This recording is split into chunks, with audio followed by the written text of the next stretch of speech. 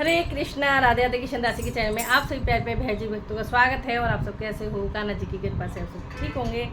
तो आज है आषाढ़ मास की योगिनी एकादशी। तो चलिए जी, मैं आपको कथा सुनाने जा रही हूँ। वीडियो पसंद आए तो लाइक शेयर कमेंट जरूर से करना। जय जय श्री राधे। तो उससे पहले हम थोड़ा सा कीर्तन कर लेते हैं। श्रीमन नारायण नारायण नारायण भजमन नारायण नारायण नारायण लक्ष्मी नारायण नारायण नारायण गोविंद नारायण नारायण नारायण। बोलो लक्ष्मीनारायण भगवान की जय। एकादशी महारानी की जय। हाथ में तुलसी पत्ता फूल या तिल ले सकते हैं, ठीक है जी। और एकादशी को चावल नहीं खाते हैं, द्वादशी को जरूर से भोग लगाते हैं चावल का, और जरूर से ही आप प्रसादी रूप में खाते हैं। योगिनी एकादशी का महत्व है। आषाढ़ मास के कृष्ण पक्ष की इस एकादशी को भगवान नारायण के लक्ष्मी नारायण रूप की पूजा का विधान है। इस एकादशी का व्रत करने से संपूर्ण पापों का नाश होता है। योगिनी का एकादशी का व्रत करने से किसी से के द्वारा किए गए श्राप का निवारण भी हो जाता है। इस व्रत को करने वाला इस लोक में सभी सुखों को भोगकर अंत में मोक्ष प्राप्त कर स्वर्ग में निवास करता है। युधिष्ठिर ने पूछा, वासुदेव, आषाढ़ के कृष्ण पक्ष में जो एकादशी होती है उसका क्या नाम है? कृपया उसका वर्णन कीजिए। भगवान श्री कृष्ण बोले, हे राजन, आषाढ़ के कृष्ण पक्ष की एकादशी का नाम योगिनी है।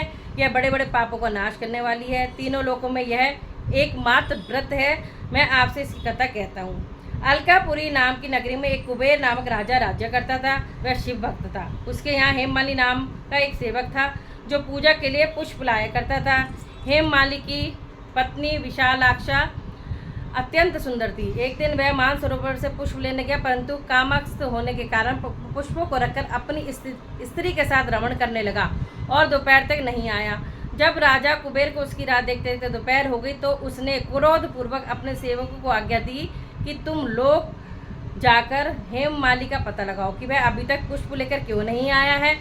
सब यक्षों ने उसका पता लगा लिया तो वे कुबेर के पास आकर कहने लगे, हे राजन, वह माली अभी तक अपनी पत्नी स्त्री के साथ रमण कर रहा है। यक्षों की इस बात को सुनकर कुबेर ने हेममाली को बुलाने की आज्ञा दी।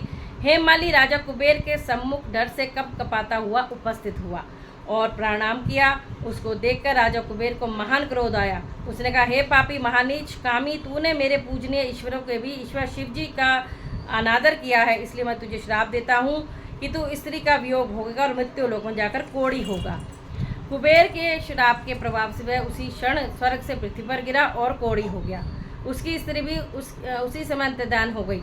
मृत्यु लोक में जाकर उसने महान दुख भोगे, परंतु शिव जी की भक्ति के प्रभाव से उसकी बुद्धि मलिन न हुई। वह हिमालय पर्वत की ओर चल दिया। वहाँ चलते चलते मार्कंडेय ऋषि के आश्रम में पहुँचा। वह ऋषि अत्यंत व्रत तथा तपशाली थे। उनको देखकर वह हिमालय वहाँ गया और उनको प्रणाम करके उनके चरणों में गिर पड़ा। उसको देखकर मार्कंडेय ऋषि बोले कि तूने क्रोध कौन से कर्म किए हैं जिससे तू कोढ़ी हुआ और महान दुख भोग रहा है? इस पर हेममाली बोला, हे मुनि, मैं यक्षदान कुबेर का सेवक हूँ। मैं राजा की पूजा के लिए नित्य प्रति पुष्प लाया करता था। एक दिन अपनी स्त्री के साथ विहार करते करते देर हो गई और दोपहर तक पुष्प लेकर ना पहुँचा। उन्होंने मुझे श्राप दिया कि तू अपनी स्त्री का वियोग और मृत्यु लोक में जाकर कोढ़ी बनेगा तथा दुख भोगेगा, जिससे मैं कोढ़ी हो गया और महान दुख भोग रहा हूँ। अतः आपको ये ऐसा उपाय बतलाइए जिससे मेरी मुक्ति हो। इस पर मार्कंडेय ऋषि बोले कि तुमने मेरे सन्मुख सत्य वचन कहे, इसलिए मैं तेरे उद्धार के लिए एक व्रत बताता हूँ। यदि तू आषाढ़ माह के कृष्ण पक्षी योगिनी नामक एकादशी का विधि पूर्वक व्रत करेगा तो तेरे सभी पाप नष्ट हो जाएंगे। इस पर हेममाली बहुत प्रसन्न हुआ और मुनि के वचनों के अनुसार योगिनी एकादशी का विधि पूर्वक व्रत किया। उसके प्रभाव से वह फिर अपने पुराने रूप में आ गया और अपनी स्त्री के साथ विहार करने लगा। हे राजन, इस योगिनी एकादशी कथा का फल 88 सहस्त्र ब्राह्मणों को भोजन कराने के बराबर है। इसके व्रत से समस्त पाप नष्ट हो जाते हैं और स्वर्ग की प्राप्ति होती है। बोलो एकादशी महारानी की जय।